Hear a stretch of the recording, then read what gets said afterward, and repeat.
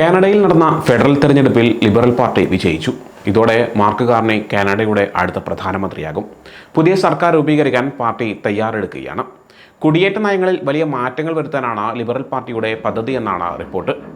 ഭവനങ്ങളുടെ കുറവും പൊതുസേവനങ്ങളുടെ ബുദ്ധിമുട്ടുകളും പരിഹരിക്കാൻ കുടിയേറ്റക്കാരുടെ എണ്ണം ക്രമീകരിക്കുമെന്ന് CIC ന്യൂസ് റിപ്പോർട്ട് ചെയ്യുന്നുണ്ട്. കഴിഞ്ഞ സർക്കാരിൻ്റെ കുടിയേറ്റ നയം മൂലം കുടിയേറ്റക്കാരുടെ എണ്ണം വളരെ വേഗത്തിൽ കൂടി. ഇത് താങ്ങാൻ കഴിയാത്ത അവസ്ഥയിലേക്ക് എത്തിച്ചുവെന്നും ലിബറൽ പാർട്ടി പറയുന്നു. ഇത് പരിഹരിക്കാനായി 2027 ശേഷം സ്ഥിരതാമസക്കാരുടെ എണ്ണം 1% താഴെയായി നിലനിർത്താനാണ് ലിബറൽ പാർട്ടിയുടെ ലക്ഷ്യം. ഇപ്പോഴത്തെ കണക്കനുസരിച്ച് 2025-ൽ 3,95,000, 2026-ൽ 3,80,000, 2027-ൽ 3,65,000 എന്നിങ്ങനെയാണ് സ്ഥിരതാമസക്കാരുടെ എണ്ണം. ഇത് 1% താഴെയാണ്. താൽക്കാലികമായി താമസിക്കുന്നവരുടെ എണ്ണവും കുറയ്ക്കാൻ ലിബറൽ പാർട്ടി ലക്ഷ്യമിടുന്നുണ്ട്. 2027 അവസാനത്തോടെ താൽക്കാലിക താമസക്കാരുടെ എണ്ണം 5% താഴെയായി കുറക്കും. താൽക്കാലിക വിസയിലെത്തിയവരെ സ്ഥിരതാമസക്കാരാക്കുകയോ വിസ കാലാവധി കഴിഞ്ഞവരെ തിരികെ അയക്കുകയോ ചെയ്യും. ഭവനങ്ങളുടെ എണ്ണം കൂട്ടുകയും രാജ്യത്ത് കുടിയേറിയവരുടെ എണ്ണം കുറയ്ക്കുകയും ചെയ്യുന്നതുവരെ കുടിയേറ്റം നിയന്ത്രിക്കുമെന്ന് മാർക്ക് കാർണി നേരത്തെ പറഞ്ഞിട്ടുണ്ട്. ക്യൂബെക്കിന് പുറത്തുള്ള ഫ്രഞ്ച് സംസാരിക്കുന്നവരുടെ എണ്ണം 2029ഓടെ 12% ഉയർത്താനും ലിബറൽ പാർട്ടിക്ക് പദ്ധതിയുണ്ട്. നിലവിൽ 2025-ൽ 8.5%, 2026-ൽ 9.5%, 2027-ൽ 10% എന്നിങ്ങനെയാണ് കാനഡയിലെ ഫ്രഞ്ച് സംസാരിക്കുന്നവരുടെ എണ്ണം കൂട്ടാനുള്ള പദ്ധതി. കനേഡിയൻ കമ്പനികൾക്ക് വിദേശത്തു നിന്നുള്ള വിദഗ്ധരെ എളുപ്പത്തിൽ നിയമിക്കാൻ സഹായിക്കുന്ന ഗ്ലോബൽ സ്കിൽസ് സ്ട്രാറ്റജി പ്രോഗ്രാം പുതുക്കും. ഇതിലൂടെ വിസ നടപടികൾ വേഗത്തിലാക്കും. കുടിയേറ്റ നടപടികൾ വേഗത്തിലാക്കാൻ ഡിജിറ്റൽ സംവിധാനങ്ങൾ ഉപയോഗിക്കും. അഭയാർത്ഥികൾക്ക് നിയമസഹായം നൽകും. എല്ലാ കാര്യങ്ങളും കൃത്യമായി പരിശോധിച്ച ശേഷം അപേക്ഷ നിരസിക്കപ്പെട്ടവരെ തിരികെ അയക്കും. അതിർത്തികളിൽ സുരക്ഷ ശക്തമാക്കും. വിസ നൽകുന്നതിൽ കൂടുതൽ ശ്രദ്ധയെടുത്തും. കുടിയേറ്റം നിയന്ത്രിക്കുന്നതിന് ക്യൂബക് സർക്കാരുമായി സഹകരിക്കുമെന്നും ലിബറൽ പാർട്ടി പറയുന്നു.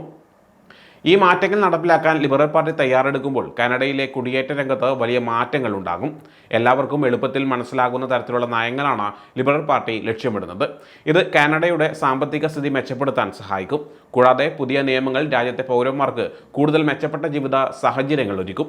ലിബറൽ പാർട്ടിയുടെ ഈ പുതിയ നയങ്ങൾ കാനഡയിൽ വലിയ ചർച്ചകൾക്ക് വഴിവെച്ചിട്ടുണ്ട്. പലരും ഇതിനെ അനുകൂലിക്കുന്നു, മറ്റു ചിലർ ഇതിനെ വിമർശിക്കുന്നു. എന്തായാലും ഈ മാറ്റങ്ങൾ കാനഡയുടെ ഭാവിക്ക് നിർണായകമാണ്. മാർക്ക് കാർണിയുടെ പുതിയ പദ്ധതി പ്രകാരം താൽക്കാലിക വിദേശ തൊഴിലാളികൾക്ക് ചില മാറ്റങ്ങൾ വരുന്നുണ്ട്. കാനഡയുടെ സാമ്പത്തിക സ്ഥിതിയും അടിസ്ഥാന സൗകര്യങ്ങളും മെച്ചപ്പെടുത്തിയതിൻ്റെ ഭാഗമായാണ് ഈ മാറ്റങ്ങൾ. കുടിയേറ്റം കൂടുതൽ നിയന്ത്രിക്കാനും ലക്ഷ്യമുള്ളതാക്കാനും സർക്കാർ ശ്രമിക്കുകയാണ്. ഇതിലൂടെ രാജ്യത്തിൻ്റെ വളർച്ചയ്ക്കുതകുന്ന രീതിയിൽ കാര്യങ്ങൾ ക്രമീകരിക്കാനാകും. പുതിയ നിയമങ്ങൾ എന്തൊക്കെയാണെന്ന് നോക്കാം. TFW പ്രോഗ്രാം വഴി നൽകുന്ന പുതിയ വർക്ക് പെർമിറ്റുകളുടെ എണ്ണം 2025, 26, 27 വർഷങ്ങളിൽ 82,000 നീച്ചപ്പെടുത്തിയിട്ടുണ്ട്. മുൻ വർഷങ്ങളിൽ ഇത് വർദ്ധിക്കുകയായിരുന്നു. എന്നാൽ ഇനി ഇത് കൂടില്ല. താൽക്കാലികമായി താമസിക്കുന്നവരുടെ എണ്ണം 2025-ൽ ജനസംഖ്യയുടെ 7% കൂടുതലായിരിക്കും. ഇത് 2027 അവസാനത്തോടെ 5% താഴെയായി കുറയ്ക്കാനാണ് ലക്ഷ്യമിടുന്നത്. പുതിയ പെർമിറ്റുകൾ കുറയ്ക്കുന്നതിലൂടെയും ചില താൽക്കാലിക താമസക്കാരെ സ്ഥിരതാമസക്കാരാക്കുന്നതിലൂടെയും ഇത് സാധ്യമാകും. മറ്റു ചിലരുടെ പെർമിറ്റുകൾ കാലാവധി കഴിയുമ്പോൾ അവർ തിരികെ പോകും. തൊഴിൽക്ഷാമം കൂടുതലുള്ള മേഖലകൾക്ക് TFWകളെ തിരഞ്ഞെടുക്കുന്നതിൽ മുൻഗണന നൽകും. ആരോഗ്യ സംരക്ഷണം, ശുദ്ധമായ ഊർജ്ജം, കൃഷി തുടങ്ങിയ മേഖലകളിൽ കൂടുതൽ ശ്രദ്ധ കേന്ദ്രീകരിക്കും. ആവശ്യമില്ലാത്ത മേഖലകളിൽ നിയന്ത്രണങ്ങൾ ഏർപ്പെടുത്തും. TFWകളെ നിയമിക്കുന്ന തൊഴിലുടമകൾ അവർക്ക് താമസിക്കാനുള്ള സൗകര്യവും ഭാഷാ പരിശീലനവും നൽകണം. ഇതിലൂടെ അവരുടെ ചെലവുകളും ഉത്തരവാദിത്തങ്ങളും വർദ്ധിക്കും. TFW പ്രോഗ്രാം ഒരു അസാധാരണ നടപടിയായി കണക്കാക്കും. അതായത് ആളുകളെ നിയമിക്കാനുള്ള എളുപ്പവഴിയായി ഇതിനെ കാണരുത്. കനേഡിയൻ പൗരന്മാരെയും സ്ഥിരതാമസക്കാരെയും നിയമിക്കാൻ പരമാവധി ശ്രമിച്ചെന്ന് തൊഴിലുടമകൾ തെളിയിക്കണം. എല്ലാ മേഖലകളിലും ഒരു തൊഴിലുടമയ്ക്ക് 20% വിദേശ തൊഴിലാളികളെ മാത്രമേ നിയമിക്കാൻ കഴിയൂ.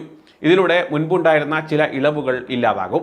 ലേബർ മാർക്കറ്റ് ഇമ്പാക്റ്റ് അസസ്മെൻറ്റ് കൂടുതൽ കർശനമായി പരിശോധിക്കും. തൊഴിലിടങ്ങളിൽ കൂടുതൽ പരിശോധനകൾ നടത്തും. നിയമലംഘനങ്ങൾ തടയുകയും നിയമങ്ങൾ പാലിക്കുന്നുണ്ടെന്ന് ഉറപ്പാക്കുകയും ചെയ്യും. താൽക്കാലിക ജോലിയും സ്ഥിരതാമസവും ലക്ഷ്യമിട്ട് വരുന്നവരെ കൂടുതൽ ശ്രദ്ധയോടെ നിരീക്ഷിക്കും. TFW പ്രോഗ്രാം താൽക്കാലിക ആവശ്യങ്ങൾക്കുള്ളതാണെന്ന് ഉറപ്പാക്കും. കൃഷി, മത്സ്യബന്ധനം തുടങ്ങിയ മേഖലകളിൽ തൊഴിലാളികളുടെ കുറവുണ്ട്. അതിനാൽ ഈ മേഖലകൾക്കായി പുതിയ നിയമങ്ങൾ കൊണ്ടുവരും. TFWകളുടെ എണ്ണം ഓരോ വർഷവും പുതുക്കും. ഇത് ഭവന ലഭ്യത, സർക്കാർ സേവനങ്ങളുടെ ലഭ്യത, തൊഴിൽ കമ്പോളത്തിലെ ആവശ്യം എന്നിവയെ ആശ്രയിച്ചിരിക്കും. പ്രവിശ്യകളുമായി ആലോചിച്ച ശേഷമാകും തീരുമാനങ്ങൾ എടുക്കുക. കാനഡയിൽ ഇതിനോടകം TFW വിസയിൽ ജോലി ചെയ്യുന്നവർക്ക് സ്ഥിരതാമസത്തിനായി അപേക്ഷിക്കാൻ അവസരങ്ങളുണ്ടാകും. സ്ഥിരതാമസത്തിനുള്ള അപേക്ഷകളിൽ ഒരു നിശ്ചിത ശതമാനം താൽക്കാലിക വിസയിൽ ജോലി ചെയ്യുന്നവർക്കായി മാറ്റിവെക്കും. ചുരുക്കത്തിൽ താൽക്കാലിക വിദേശ തൊഴിലാളികൾക്ക് പുതിയ പെർമിറ്റുകൾ കുറയും. കൂടുതൽ നിയമങ്ങളും ഉണ്ടാകും. തൊഴിലുടമകളുടെ ഉത്തരവാദിത്തം വർദ്ധിക്കും. കൂടുതൽ നിരീക്ഷണവും ഉണ്ടാകും. എന്നാൽ കാനഡയിൽ ഇതിനോടകം ജോലി ചെയ്യുന്നവർക്ക് സ്ഥിരതാമസത്തിനായി അപേക്ഷിക്കാൻ കൂടുതൽ അവസരങ്ങൾ ലഭിക്കും.